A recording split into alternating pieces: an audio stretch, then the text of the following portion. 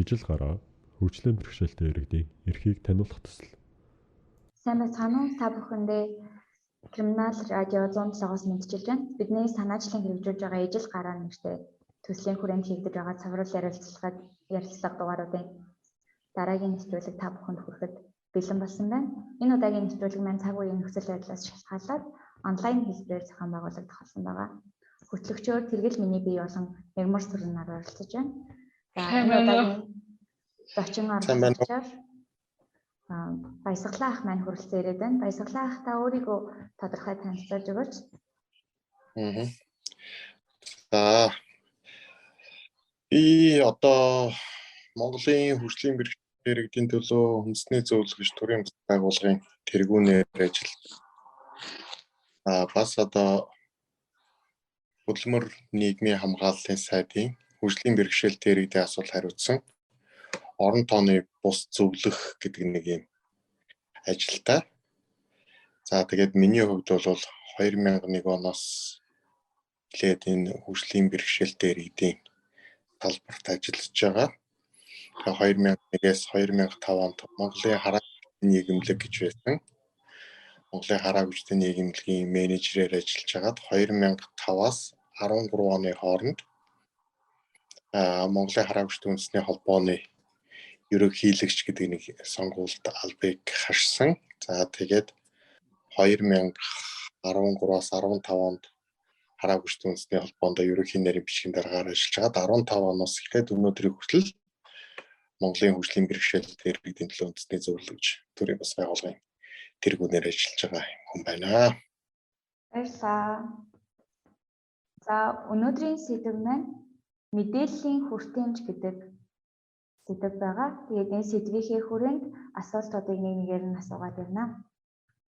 2020 оны байдлаар Монгол улсад нийт 108,000 орчим хөгжлийн бэрхшээлтэй иргэн байгаагийн 11,000 харааны бэрхшээлтэй 9 орчим мянган хүн сонсголын бэрхшээлтэй гэсэн судалгаа байна л да. Тэгээ үүнээс үзэхэд 20,000 орчим хүн нийгмийн сүлжээ болон бусад байдлаар түгээгдэж байгаа мэдээллүүдийг хүртэхдээ энгийн үнээс жаахан ялгаатай байдлаар хүртэж байгаа юм байна. Тэгээд мэдээлэл авах эрхийн хэрэгжилт нь одоо өнөөгийн Монголд ямар байдгийг бол? За тэгэхээр ер нь харааны бэрхшээлтэй, сонсголын бэрхшээлтэй хүмүүсийн хувьд бол сая хэллээ мэдээлэл авах боломж бол бэрхшээлийнхээ онцлогоос шалтгаалаад хязгаарлагдмал байдалтай байдаг. Тэгэхээр сонсголгүй хүмүүсийн хувьд бол нийгмийн харилцаанд оролцоход бусдтай харьцахад хүн болгон дохооны хэл мэддэггүй учраас томоохон бэрхшээлтэй тулгардаг. Харааны бэрхшээлтэй хүмүүсийн хувьд бол бусдын адил одоо бичиг мэдээллийг уншиж чадахгүй энэ бэрхшээлээс шалтгаалаад бас мэдээлэлээс хоцрогдох ийм нөхцөл үүсдэг. Харааны бэрхшээлтэй хүмүүсийн хувьд бол braille бичгээр эсвэл аудио хэлбэрээр ч юм уу мэдээллийг авах нь бол илүү тохиромжтой байдаг. За тэгээд ер нь бол Монгол улсын хувьд одоо телевизүүд гэхэд хүмүүс бол ихэнхдээ өмнө нь бол сонингоос авдаг байсан бол одоо технологийн дэвшлээд байгаад өнөөдөр бол хүмүүс телевизээс эсвэл одоо интернетээс мэдээллийг их авч байна л та. Тэгэхээр телевизийн нэвтрүүлгүүдийн хувьд бол та бид нар бүгдээрээ мэдж байгаа. Сонсголын бэрхшээлтэй иргэдийн хувьд бол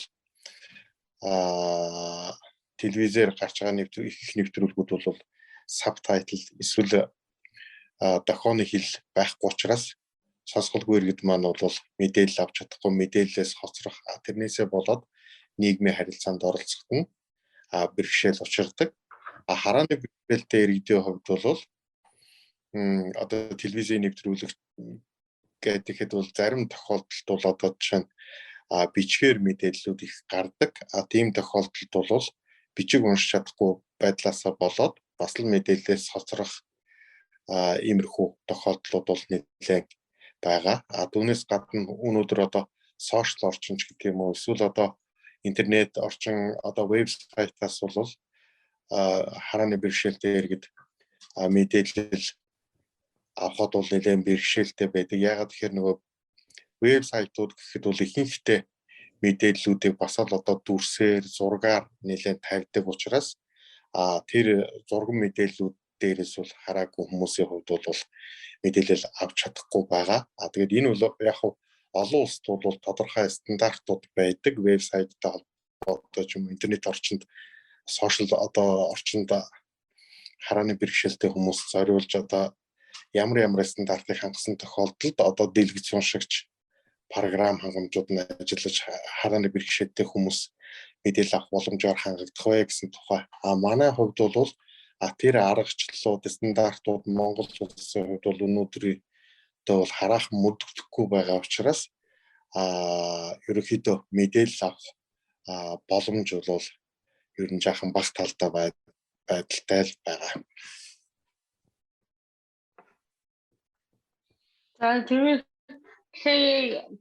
мэдээллийн хүчинээс ийм төрлийн төвөөс байдаг ийхэд харааны болон санхүүгийн мэдээлэл гэдэг өдөртөө төвөөс асуудал юу байдаг вэ? Тэгэхээр би түрүүчээ сая энэ асуултын өмнөх ярианда ерөнхийдөө хэлсэн сонсголгүй иргэдийн хувьд бол бусдтай харилцахад хүн болгон дохооны хэл мэдэхгүй учраас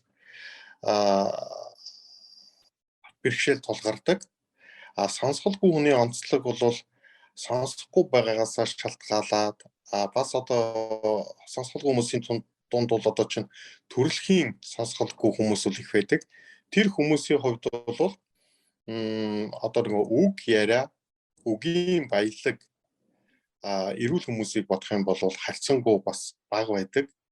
Цөөхөн үгээр ярьдаг ч гэдэм ойлголцдог. Тэрнээсээ болоод хэдийгээр одоо чинь бичгэн мэдээлэл байдаг ч гэсэн тэр хүмүүс маань бол бас мэдээлэл одоо байгаа мэдээллийг харж одоо бичгийг бол харж ялаач гэсэн ойлгохгүй тохиолдлууд их байдаг. Тийм учраас тэр хүмүүсийн хувьд бол гол одоо харилцаа бол дохооны хэл байдаг. Тэр дохооны хэлийг бол тэр болгон хүн мэддэггүй учраас ерөнхийдөө нийгмийн харилцаанд оролцоход бол нэлээд тийм хүндрэл бэрхшээлтэй тулгарч байдаг. Харааны бэрхшээлтэй хүмүүсийн хувьд бол бас л одоо ч технологийн хөгжлөөс шалтгаалаад интернет орчин, сошиал орчин тийм ээ.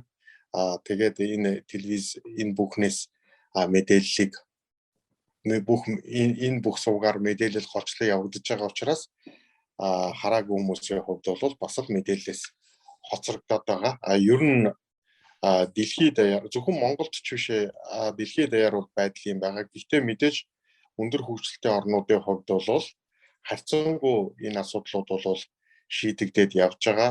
Манайхыг бодох юм бол гэхдээ л асуудал бол бүрэн гүйцэд бол шийдэгдээгүй байгаа. Баярлалаа. Та өдөр тутмын амьдралдаа мэдээлэлээ хөвчлэн хаанаас авч байна вэ? Радио сонсох уу, телевизийн хэрэгслүүд их хөвчлэн ашиглаж байна уу? Тэгэхээр би бол мэдээллийг ихэнхдээ интернет орчноос, сошиалоос голчилж авдаг. Радио сонсох ерөнхийдөө зав гэх юм уу байхгүй. Тэгээд тэрнээс гадна телевизийг бол одоо үзэхээ болоод нэлээд удаж байгаа. Яагаад тэгэхээр бас та нарт яг илэн далангүй хэлэхэд манай радиогоор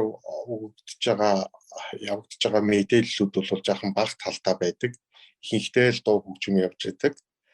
Телевизүүдийн хувьд бол ерөнхийдөө мэдээний сэдвүүд нь одоо Улаанбаатарт гэдэг үргэн нэвтрүүлгийн 10 хэдэн сувг Монголд тэгээд кабелийн гэгддэг одоо нэг 40-50 сувг нийтдээ нэг 60-70 сувг Монгол улсын хэмжээнд бол голчилж телевизийн сувгууд ажилтдаг гардаг ч гэсэн Гэхдээ мэдээний сэдв нь бол айгүй тийм хязгаарлагдмал. Одоо нэг мэдээг бол хідэн талаас нь тойрол мэдээлчдэг. Тэгэхээр телевиз бол магадгүй болсон үйл явдлыг орой мэдээгээр ч юм үзүүлж идэг. Сошиал орчинд бол тухайн одоо болж байгаа үйл явдлыг лайваар ч гэдэм үү те эсвэл одоо газар дээрээс нь хүмүүс пост жиргээ хийх замаар ч юм уу те шууд мэдээлж идэг учраас мэдээллийн хурд гэдэг юм бол маш чухал. Тийм учраас би бол радио телевиз гэхээсээ илүүтэйгээр сошиалс, Twitter-ээс, Facebook-ээс, YouTube-ээс ч гэдэм үү те би олчиж мэдээллийг авдаг л да. Гэхдээ над шиг ийм хүн бол бас харьцангуй цөөхөн хүн болгон яг тэгж надтай адилхан сошиал интернетийг хэрэгжилж чадж байгаа юу гэвэл бас тиймгүй л байгаа. Энэ бол бас юутай холбоотой вэ гэхээр яг энэ харааны бэрхшээлтэй хүмүүст зориулсан компьютер гар утасны дэлгэц уншигч одоо ч энэ бичгэн мэдээллийг аудиороо хөрвүүлж уншиж өгдөг юм програм хангамжууд байдаг. Эдгээр нь бол өнөөдрийн хүртэл бол монгол хэл дээр яг тийм төгс сайн програм хангамжууд гараагүй байгаатай холбоотойгоор хүмүүс харьцангуй цөөхөн хүн ачаан хараагүй хүмүүсийн хувьд бол сошиалыг бол хэрэгжилж байгаа. Ерөнхийдөө бол хэрэгжилж байгаа л да. Гэхдээ ер нь бол яг сошиалыг одоо чинь эрүүл хүмүүсийн бусад хүмүүсийн хэмжээнд хүртэл бол цөөхөн хүн хэрэгжилж байгаа. Удахгүй монгол хэлээр ярьдаг тийм гар утас компьютерийн програм гараад ирчих юм бол хараагүй хүмүүсийн хувьд бол нэлээд олон хүн хэрэгжилдэг болох хаа л гэж бодож байгаа. За баярлалаа.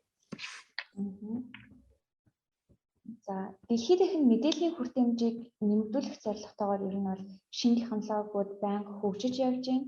Тэгээ эндээс таны сонорт хүрсэн гэх юм уу? Таны мэдж байгаа ямар шинэ тохиолдлууд байна? Технологиуд байна. Эдгээрээс Монголд хэрэглэгдэх боломжтой технологиуд юу байдаг юм бол? Тэгэхээр харааны бэрхшээлтэй хүмүүсийн хувьд бол маш олон шинэ технологиуд нэвтэрч байна. Одоо жишээ нь гар утасныхаа камерын тусламжтайгаар зүгээр энгийн бичиг ном сэтгүүл сонин одоо юу гэдэг нь албан бичиг загтал тэгээд тэр бүгдийг шууд камераараа шууд зургийг аваад тэрийгээ шууд хөрвүүлээд тэгэнгүүтээ аудио болгоод сонсогчдаг тийм програм хангамжууд бол хараагүй хүмүүсийн хувьд бол нэлээд одоо хэрэгэлдэг болоод нэлээд хэдэн жил болж байгаа. Тэгвэл манай Монгол улсын хувьд бол ийм боломж хараахан бүрдээг байгаа. Ягаад гэхээр нөгөө л дөрөв би хэлсэн монгол хэлээр ярьдаг ийм програм хангамж одоо хүртэл бол яг тийм төгс төгөлдөр сайн програм хангамжууд бол гараагүй байна. Сонсголгүй иргэдийн хувьд бол хүний яриаг гар утасны тусламжтайгаар хүний ярьж байгаа яриаг гар утсан шууд дохооны хэлээр хөрвүүлээд ашигладаг тийм дохооны хэлний тийм програмууд байдаг. Тийм програмууд гадны орнуудад байгаа. Монгол хэл дээр ийм програм өнөөдрийн хүртэл ерөөс огт байхгүй байгаа. Тийм учраас манай хүмүүс бол яг энэхүү төрлийн одоо програм хангамжууд, энэ техникийн боломж технологийн хөгжлийн дагууд одоо чинь бий болж байгаа энэ боломжуудыг бол ашиглаж чадахгүй. Дэлхийд дахинд өндөр хөгжилтэй орнуудад бол энэ бүхэн бол аль хэзээ шийдэгдсэн. Одоо бүр хиймэл оюун ухаан тийм ээ тэр бүхэн рүү холбогдоод маш мундаг хөгжиж байгаа. Одоо таны мэдээж байгаагаар Монгол мэдээллийн хүрт хэмжээг ядаж тодорхой хэмжээнд хангасан тийм сайт байдаг юм болов? За сайтын хувьд бол одоо яг мэдээллийн хүрт хэмжээг одоо тэр бүх шаардлагыг орчин үеийн шаардлагыг хангасан тийм сайн сайт байна уу гэж асууж байна тийм үү? Тийм ээ. Мөн үү те? Тэгэхээр Icon CGM гэдэг сайт байдаг. Icon-ыг имэнийг жишээ нь харааны бэрхшээлтэй хүмүүс гар утаснаас компьютер дээрээс хэрэглэхэд бол нэлээд боломжтой байдаг. Ер нь бол олон улсад одоо вебсайтын хувьд бол WCAG гэж аргачлал стандарт байдаг. Энэ бол олон улсад олон улс даяараа мөрдөгддөг ийм стандарт байдаг. Тэгэхээр тэр стандартад аргачлалд юу гэж заасан байдığım бэ гэвэл бүх зургийг одоо текст тайлбартай оруулаа мэдээллийн сайтууд бүх одоо тэр нөгөө линк, баттон, товчнууд эдгэж дараад ордог сайтн дээр тэгэхээр тэр бүх линк, баттнуудаа бас одоо чинь энэ одоо орох линк юм уу, гарах линк юм уу, энэ ордог товч юм уу, эсвэл өөр нүүрлүү шилждэг товч юм уу тэр бүхэн дээрээ яг ямар үйлдэлтэй товч вэ гэдгийг одоо чинь заасан одоо тийм текстүүд оруулж яхахыг одоо чинь тэр аргачлалуудад заасан байдаг. Тэгээд тэрнээс гадна харааны бэрхшээлтэй хүмүүсийн хувьд сул хараатай хүмүүс гэж яригддаг. Муухан хардаг, мөрөө хардаг гэж ярьдаг. Манайхан тийм хүмүүсийн хувьд бол тэр харааныхаа байдлаас шалтгаалаад өсгнүүдэд томруулдаг ч гэдэг юм уу. Эсвэл одоо чинь бэкграундын одоо чинь өөрийнхөө хараанд тохируулаад өсгөнийхөө фонттой одоо чинь цагаан бэкграундн дээр хар үсгээр харах, өнгийн үсгээр харах уу, эсвэл хар бэкграунд дээр цагаан үсгээр харах уу гэдэг юм уу. Харааныхаа төвшин, харааныхаа боломжоос шалтгаалаад өөртөө ядаргаагүй байдлаар өнгөө сонгодог тохиргоонууд байдаг ч гэдэг юм уу. Тэр бүх аргачлалууд дээр зааж өгсөн байдаг. Тэгэхээр уг нь бол бид нар Монгол улсын хэмжээнд бол одоо энэ төрийн бас байгууллага засгийн газрын зүгээс бол энэ WCAG гэдэг энэ олон улсын стандартыг Монголд үндэсний стандарт болгоод мөрдүүлчихвэл энэ вебсайтуудын одоо хүртээмжийн асуудал шийдэгдэх юм гэдэг нэлээд олон жил ярьж байгаа. Тэгээд зарим тохиолдолд бол бас нэг хүмүүсийн хандлага байна, ойлголт байна. Энэ бүгдийн зөрүүгээс болоод бид нар бол энэ олон улсын стандартыг авч хэрэглэж чадахгүй байгаа. Тэгэхээр ер нь бол цаашдаа энэ олон улсад мөрдөгдөж байгаа аргачлал стандартуудыг мөрдөөд явчих юм бол вебсайтуудын хүртээмжийн асуудал шийдэгдчихнэ. Ер нь бол Монголд хамгийн хэрэглэх боломжтой, тохиромжтой зөв аргачлалаар хийгдсэн сайт нь бол одоогийн байдлаар бол Icon-ийн мэнийг л нэрлэж болмоор санагддаг та. Нэг сая бидээгээд асуултанд бэлдэх хүчин нэг судалгаа хийвэл энэ үеийг одоо та ямар зүйл мэдээлэл авдаг гэж асуухад судалгаа хийсэн телевизийн буюу телевизийн хайрлсан байгаа бол тэгвэл телевиз мэдээлэл одоо хүчтэй болохын тулд сайтны стандартууд дэхид байдаг болов. Байдаг. Тийм телевизийн стандарт, вебсайтын стандарт WCAG гэж стандарт байдаг. Телевизийн стандартын хувьд ITU 701 билүү 2 билүү би бас санахгүй байна. Тийм олон улсын цахилгаан холбооны байгууллагаас гаргасан тийм стандарт байдаг. Тийм стандарт, тэр стандартыг ч гэсэн манай телевизүүд мөрдөөд бас л Монголдо оруулж ирээд үндэсний стандарт болгоод мөрдөөд явчих юм бол телевизийн нэвтрүүлгийн хүртээмжийн асуудал бол бас Монгол улсын хэмжээнд шийдэгдчих боломжтой. Бидний хувьд бол саадгүй байдал хүртээмжийн тухай хууль гэдэг хуулийн төсөл боловсруулаад засгийн газарт бид нэр яамд хөдөлмөр нийгмийн хамгааллын яамд 2 жилийн өмнө өгсөн байгаа. Тэгээд тэр хуулийн төсөл маань одоо бас боловсруулагдаад удахгүй улсын хуралд өргөн баригдахаар төлөвлөгдөөд ажиллаж байгаа. Тэгээд хэрвээ энэ саадгүй байдал хүртээмжийн тухай хууль гарч ирээд батлагдаад тэгээд ингэчих юм бол бид нар тэр хуулийн дээрээ WCAG гэдэг юм уу ITU 702 олон улсын стандартыг одоо үндэсний стандарт болгож одоо заавал мөрдүүлнэ гэдгийг заалт оруулахаар бол бид нар төсөл дээрээ тусгацсан байж байгаа. Ингээд энэ хууль батлагдчих юм бол үндсэндээ одоо радио, телевиз, вебсайтуудын хүртээмжийн асуудал хөгжлийн бэрхшээлтэй иргэдийн хувьд бол шийдэгдчихнэ. Энэ стандартууд дээр бол зөвхөн харааны бэрхшээлтэй хүмүүсийн асуудал тусгагдана ч гэдэг юм уу тийм биш. Ерөөсөө бүх төрлийн хөгжлийн бэрхшээлтэй, бүх хэлбэрийн хөгжлийн бэрхшээлтэй хүмүүсийн мэдээлэл авах боломжийг аргачлалыг энэ стандартуудад бол заагаад өгсөн байдаг. Баярлалаа. Телевиз болон вебсайт гэдэг ингээд интернет орчноос юм уу бусад байдлаар мэдээлэл авах талаар нэлээд ярилцлаа шүү дээ.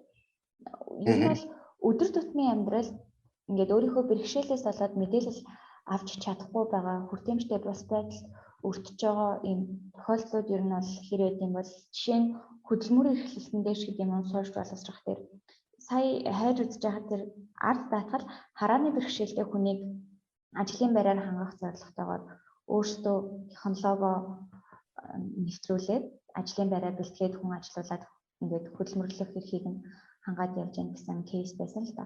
Иймэрхүү бусад ажил олгогч дээр гарч байгаа жишээнүүд юу гэдэг юм бол ер нь сайн талаар ингээд шийдэгдэж байгаа гаргалгаанууд танд харагдаж байна уу?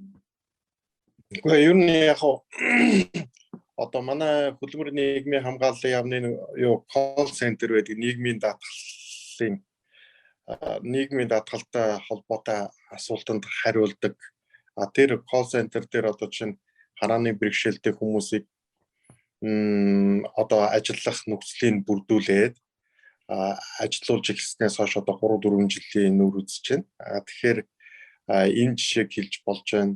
Бас түүнээс гадна Mobicom корпорацийн хувьд бол тэргийн зэрэгтэй иргэдийг одоо чинь лавлах төв дээрээ авч ажилуулдаг ч гэдэг юм уу. Ажил олгогчдын зүгээс бол хөгжлийн бэрхшээлтэй хүмүүсийг авч ажилуулж байгаа, ажиллах нөхцөлийг хангаад орчныг бүрдүүлээд ажилуулж байгаа тийм сайн жишээнүүд бол сүүлийн үед бол нэлээд их бий болж байгаа. Сая өөрөө чи хэлдэг бас тэр ард даатгал ард санхүүгийн нэгдэл гэж байдаг. Тэгээд тэнд ч гэсэн харааны бэрхшээлтэй залуучууд жишээ нь ажиллаж байгаа ийм тохиолдлууд бол нэлээд байгаа. Тэгэхээр харааны бэрхшээлтэй хүмүүсийг одоо call center дээр ажилуулахын тулд компьютерт нь ярьдаг програм суулгаж өгөх. Тэгээд нөгөө braille дэлгэц гэж ярьдаг нөгөө braille бичгийг ингэж товгороор гаргадаг тийм төхөөрөмжүүд байдаг. Тэр төхөөрөмжүүдийг тавьж өгч гэдэг юм уу. За жишээ нь магадгүй Mobicom компани одоо жишээ нь тэргийн зэрэгтэй хүмүүсийг ажилуулахын тулд тэргийн зэрэгтэй хүмүүс жишээ нь Mobicom-ийн байр руу орж гарахад чөлөөтэй ямар ч саадгүй тэр орчны хүртээмжийг бүрдүүлж өгсөн байдаг ч гэдэг юм уу. Иймэрхүү нөхцлүүдийг бүрдүүлж өгөөд хөгжлийн бэрхшээлтэй хүмүүсийг ажилтай болгож байгаа юм байгууллагууд бол сүүлийн үед бол нэлээд олон бий болж байгаа.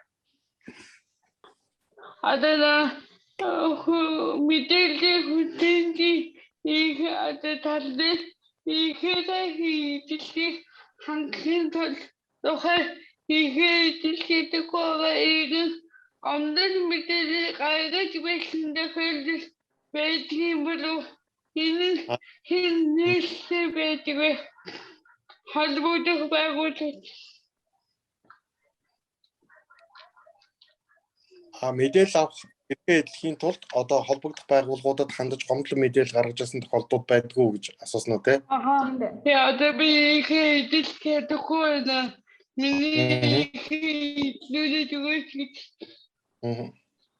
Тэгэхээр яг иргэдийн зүгээс бол ийм тохиолдолд бол ховор байдаг.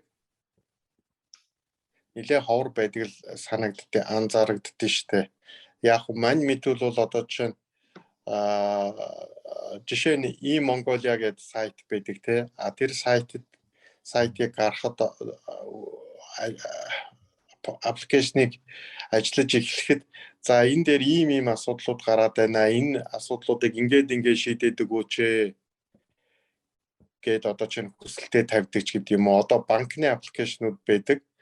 Одоо худалдаа авчлалын банк ч гэдэг юм уу, хаан банкны аппликейшнуудыг за ийм алдаа гараад байна. Энийг ингээд засаад өгөөч гэж хандж исэн ийм тохиолдлууд бол чинь байдаг. Чинь би өөрөө тиймэрхүү асуудлыг нэлээ ярьдаг, хөөцөлддөг. Тэгээд хамгийн сүүлийн жишээ бол одоо e-Mongolia аппликейшнийг одоо хүртээмжтэй болгох тал дээр юу хийх шаардлагатай байна вэ гэдгийг хөдөлмөр нийгмийн хамгааллын сайдын зөвлөх бид нар ярилцаад e-Mongolia-гийнхантай уулзаад ажлын хэсэг байгуулад тэгээд ажилтны үр дүнд бол одоо сая 10 сарын 1-ээс e-Mongolia аппликейшны хувьд бол шинэ хувилбар гарлаа. Тэгэхээр тэр шинэ хувилбар нь бол нэлээд боломжийн. Ер нь харааны бэрхшээлтэй хүн бол өнөөдөр e-Mongolia-г ашиглахад бол бүрэн боломжтой болсон. Нэлээд тийм сайн хувилбар гарсан. Тэр нь бол ерөнхийдөө урд нь бол манайхан ч нөгөө сайтаач гэдэг юм аппликейшнаа харагдах байдлын гоё байхыг бодоол за ийм байвал их гоё харагдах юм байна гэж гоё байх талаас нь их бодож хийдэг байсан бол энэ удаагийн шинэ хувилбар бол e-Mongolia дээр бол нэлээд тийм яавал хүртээмжтэй байх вэ? Энийг харааны бэрхшээлтэй хүмүүс одоо нөгөө дэлгэц уншигч програм нь ажиллах боломжтой хийх вэ гэдэг талаасаа бол нэлээд анхаарч гаргасан. Тэгээд бас 2-3 хоног e-Mongolia-г хэрэглээ, туршаа, судлаад миний хувьд бол нэлээд тийм сэтгэл ханамжтай байгаа. Ер нь бол яг ингээд бүр гомдол гаргаад одоо бид нар мэдээлэл авч чадахгүй байна гэд одоо байгууллагуудыг шүүхэд өгөөд ч гэдэм үү тэр мэдээллийн хүртээмжийг хангаж өгөхгүй байгаа байгууллагуудыг шүүхэд өгөөд ч гэдэм үү ингэж нөгөө Америкт хөгжлийн бэрхшээлтэй хүмүүс эрхээ хамгаалдаг шиг тийм хэмжээнд бол манайхны хувьд бол тийм үйл ажиллагаа бол ховор байдаг. Яг хав тухайн байгууллагаас шалтгаалаад санал хүсэлт гомдол тийм юм гаргахад хүлээж авдаг байгууллагууд байдаг, авдагчгүй байгууллагууд байдаг. Жишээ нь би авдаггүй байгууллага гэдэг дээр бол одоо Chimege Systems гэдэг нөгөө текст text гэдэг нэг гаргасан компани байдаг. Тэднийд бол ямар ч асуудал санал тавиад бол тэднийг ерөөс огт хүлээж авдаггүй гэдэг юм уу те. Тэгтээ одоо тэрний хойноос одоо шүүгдэлцэн явж ахын цаашаа энэ зүгээр хийх ажил их байна. Тэгээд явандаа бол тэднийг accessible хүртээмжтэй болгох гэж бодож байгаа. Жишээ нь e-Mongolia шиг одоо чинь асуудал гарч байгаа асуудал тавьж байгаа асуудлыг хүлээж аваа шийдээд явцдаг байгууллагууд бол бас олон байдаг. Баярлалаа. Ингээд нэг газарт санал хургуулээд тэр нь хүлээж аваа шийдэж болж гэн гэдэг чинь хэрвээ иргэд маань өөрсдөө оролцоотой тэгээд нөгөө талтайгаа сайн ойлголцож чадах юм бол энэ технологи нь боломжтой байгаа гэдэг нь ингээд харагдаж байгаа юм чинь бусад юмнууд ч гэсэн ингээд хүртээмжтэй болох нөхцөл байдлууд бол хангалттай нээлттэй байна гэж ойлгож байна. Тийм үү? Тийм ээ. За баярлалаа. Тэгээд ер нь бол өнөөдөр мэдээллийн хүртээмж гэдэг сэдвийг хүндөөд асуудлууд юм байна, ийм боломж байна гэж ярьж байна л да. Тэгвэл төрөөс хөгжлийн бэрхшээлтэй иргэдэд мэдээллийг ингээд хүртээмжтэй байлгах зорилготойгоор ер нь бол ямар үйл ажиллагаанууд хэрэгжүүлж байдаг юм бол эдгээрийн хэрэгжилт нь түгээмэл нийтлэг байж чадж байгаа вэ? Үр дүнтэй байж чадж байгаа вэ гэж юм. Тийм, ер нь бол төрөөс сүүлийн жилүүдэд бол нэлээд боломжийн хэмжээнд анхаарал хандуулж ажилдаг болсон. Тэгээд түүний үр дүнд бол ахиц дэвшлүүд бол гарч байгаа. Гэхдээ бүх асуудал шийдэгдсэн үү гэвэл бас хараахан тэгж хэлэх болоогүй байна. Жишээ нь одоо Азийн хөгжлийн банкнаас хөдөлмөр нийгмийн хамгааллын яамтай хамтраад хэрэгжүүлж байгаа хөгжлийн бэрхшээлтэй хүний нийгмийн оролцоог нэмэгдүүлэх, үйлчлэгээг сайжруулах төслийн хүрээнд одоо text to speech монгол хэлний дээр нөгөө ярьдаг программыг зохион бүтээх төсөл бол өнөөдөр хэрэгжиж эхлээд явагдаж байна. Түүнээс гадна одоо мэдээллийн хүртээмжийг сайжруулахын тулд одоо энэ яамд болгоны дэргэд хөгжлийн бэрхшээлтэй иргэдийн дид эрхийг хангах орон тооны бус дид зөвлөлүүд хөгжлийн бэрхшээлтэй иргэдийн оролцоотойгоор одоо гэж байгуулагдаад ажиллаж байдаг. Түүний нэг нь бол мэдээлэл харилцаа технологийн газрын дэргэд хөгжлийн бэрхшээлтэй иргэдийн эрхийг хангах орон тооны бус дэд зөвлөл үйл ажиллагаа явуулж байгаа. Тэгээд тэр зөвлөлийн хүрээнд бол одоо бас тодорхой хэмжээний ажлууд бол хийгдэж байгаа. Тэгээд жишээ нь одоо вебсайтын холбоо, телевизүүдийн холбооч гэдэг юм уу те байгууллагуудтай хамтраад одоо чинь вебсайтын хүртээмжийг яаж сайжруулах вэ? Вебсайтууд ямар байх ёстой юм бэ гэдэг ч юм уу. Тэгээд одоо веб хөгжүүлэгчдийг одоо чинь энэ хүртээмжийн асуудлыг одоо чинь яаж веб дээр тусах вэ? Энэ олон улсын аргачлалууд, стандартуудыг яаж мөрдүүлэх вэ гэдэг тухай сургалтуудыг зохион байгуулж байгаа ч гэдэг юм уу. Иймэрхүү үйл ажиллагаанууд хийж байгаа. Тэгээд 2016 онд батлагдсан хөгжлийн бэрхшээлтэй хүний эрхийн тухай хуулийн дээр энэ мэдээллийн хүртээмжтэй холбоотой нэлээд хэдэн заалтууд орсон байдаг. Яг мэдээж хуулийн маань хэрэгжилт одоо зарим тохиолдолд жаахан тархан байдгаас шалтгаалаад өнөөдрийн хүртэл бол ажил жаахан удаа явагдаж байгаа. Тиймэрхүү байдал бол байдаг. Гэхдээ удахгүй садгүй байдал хүртээмжийн тухай хуулийн төсөл маань одоо хууль болоод батлагдаад гараад ирчих юм бол энэ мэдээллийн хүртээмжийн асуудлууд бол шийдэгдэх, сайжрах байхаа гэж. Одоо тэгээд эрхийн хөгжлийн бэрхшээлтэй хүний эрхийн тухай хууль дээр заалтууд байж байна, төслүүд хэрэгжиж байна, дэд зөвлөл байгуулад ажиллаж байна. За тэгээд садгүй байдал хүртээмжийн тухай хуулийг удахгүй их хурлаар хэлцүүлэх гэж байна. Ингээд үйл ажиллагаанууд явагдаж байгаа гэж үзэх юм бол бас ч гэж харьцангуй нэг үеийг бодоход түрөөс бол энэ асуудалд бол анхаарал хандуулж ажиллаж эхлээд байгаа. Гэхдээ энэ бол одоогоор бол үр дүн хүмүүст иргэдэд тодорхой хэмжээнд мэдрэгдэж эхлэегүй байгаа ч гэсэн явандаа энэ бүхэн хэрэгжээд ингээд яваад ирэхээр бол мэдээллийн авахын боломж бол мэдээллийн хүртээмж бол сайжрах байхаа л гэж бодож байгаа. Тэр түүний төлөө бид нар бас ажиллаж байгаа гэж өөрсдөө боддог доо.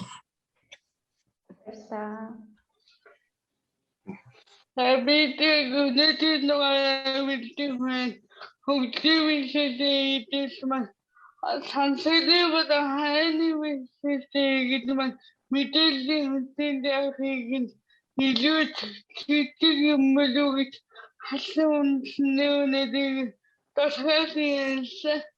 Тэнд бид асуув нэг хэлэл байл хэлвэг. За ерөнхийдөө бол яг мэдээллийн хүртээмжтэй холбоотойгоор бол ярих юм бол бараг л ярьж таа гэж бодож байна. Мэдээж үлдсэн асуудал байгаа бах. Тэгэхээр яг вебсайтын хүртээмжийг сайжруулах гэдэг юм уу, үүнтэй холбоотойгоор одоо эрх зүйн орчныг бүрдүүлэгч гэдэг юм уу те хийгдэж байгаа ажлууд байгаа. Тэгэхээр нэг юм анзаарагдтiin. Хэвлэл мэдээллийн байгууллагуудын зүгээс энэ асуудалд жаахан сулхан анхаарат байгаа байдал анзаарагддаг. Тэгэхээр хандлага жаахан өөрчлөмөр юм байна да. Ер нь бол өнөөдөр та эрүүл саруул тийм ээ сайн сайхан байж болно. Маргааш энд маань ямар асуудал одоо ч тохиолдохыг хинч мэдэхгүй. Тийм учраас магадгүй гэхдээ энэ айгүй хатуу гэдэг л да. Маргааш та өнөөдөр хийсэн бүхэндээ баярлах цаг ирэх юм билүү гэж. Хэрвээ та юу ч хийгээгүй байх юм бол харамсах цаг ирэх юм билүү гэж.